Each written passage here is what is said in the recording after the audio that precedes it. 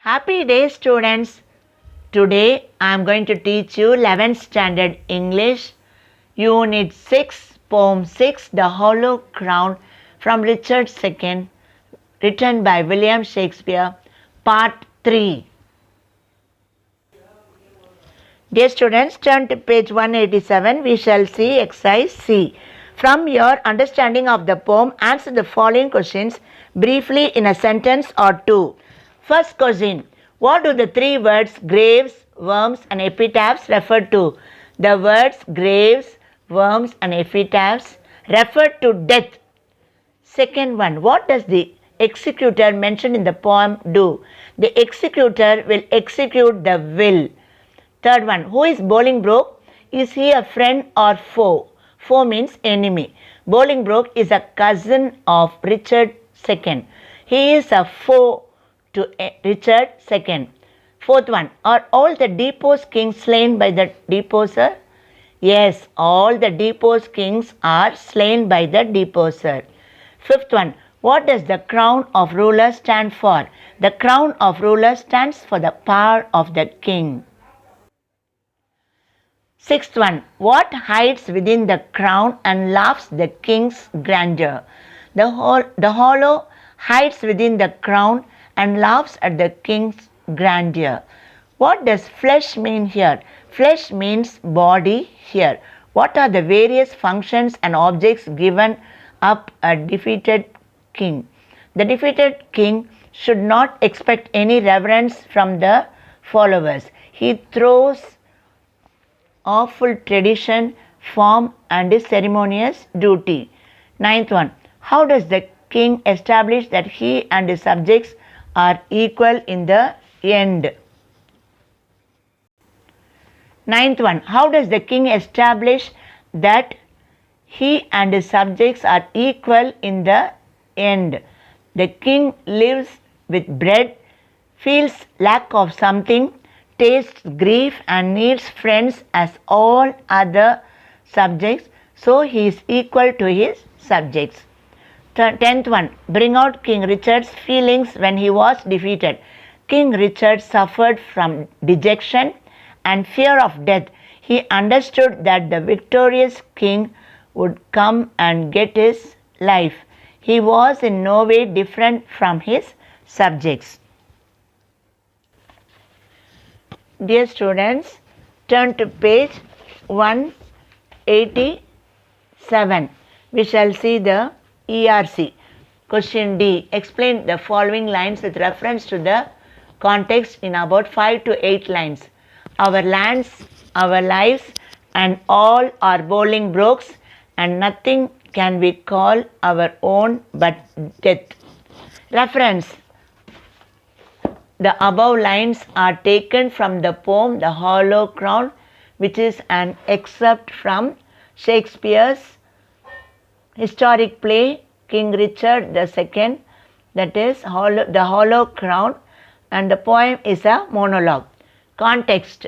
It's not given, you just remember. The poet conveys through the king that everything belongs to Bolingbroke except death. Moving on to explanation. His cousin Bolingbroke attacked him and he knew that he would be defeated.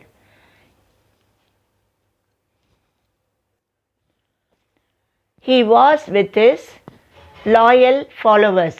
At the time of utter dejection, he uttered these words. He says, now nothing belongs to him. Whatever he has will be taken over by Bolingbroke after his victory. Their land and their life now belong to Bolingbroke. They are left with only one thing, that is their death. Moving on to the next. All murdered, for within the hollow crown that rounds the mortal temples of a king keeps death his coat. Now you see the reference.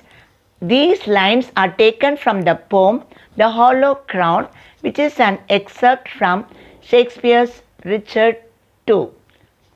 Context.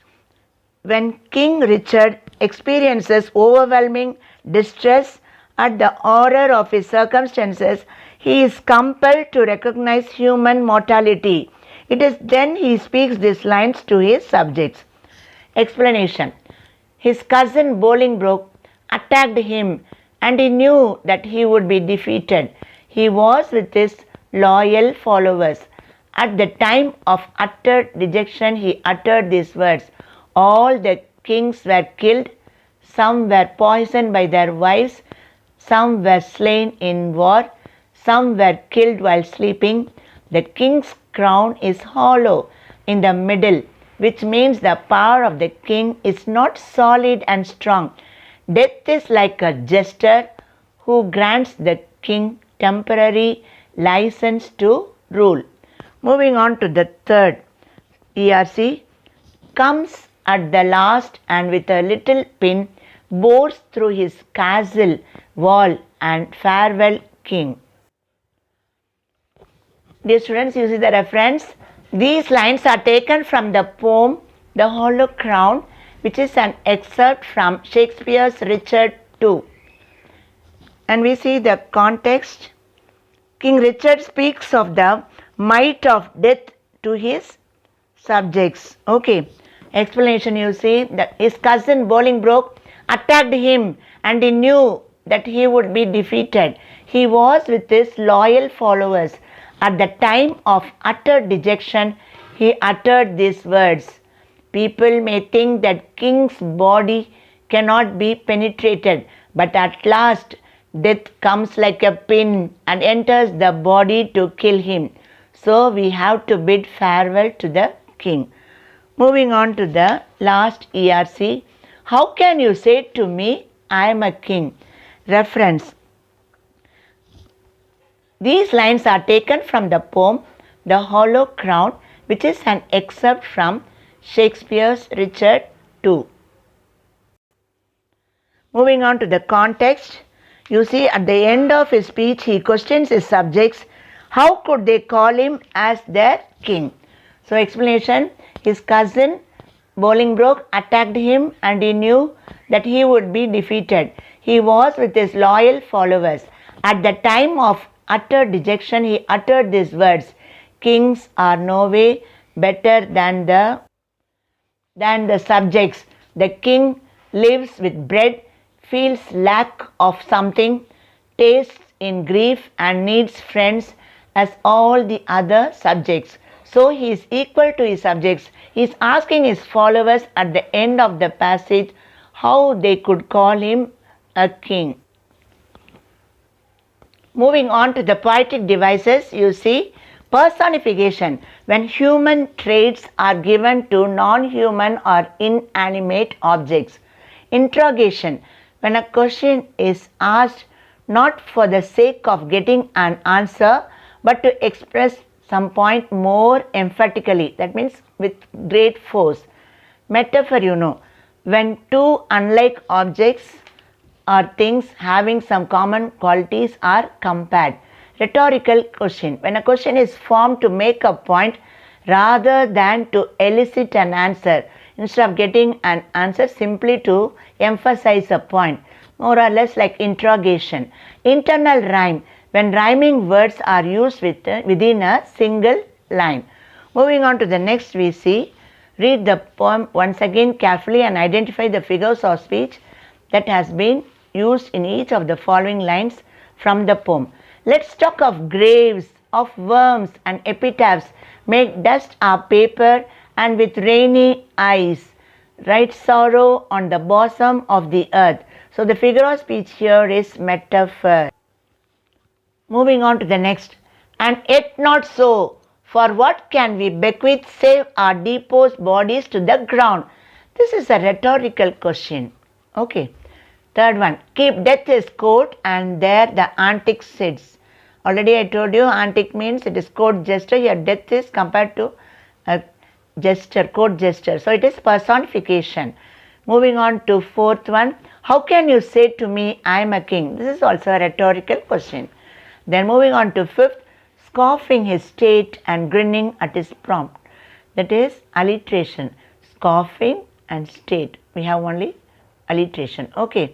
Moving on to sixth, bores through his castle's wall and farewell king. Here we see the figure of speech is metaphor. Next you see, pick out the alliteration from the following lines. Our lands, our lives and all are Bolingbroke's. The words in alliteration are lands, lives. You need to underline LL. Moving on to the second one, and tell sad stories of the death of kings. Sad stories. Yes, it should be underlined. Third one, comes at the last and with a little pin.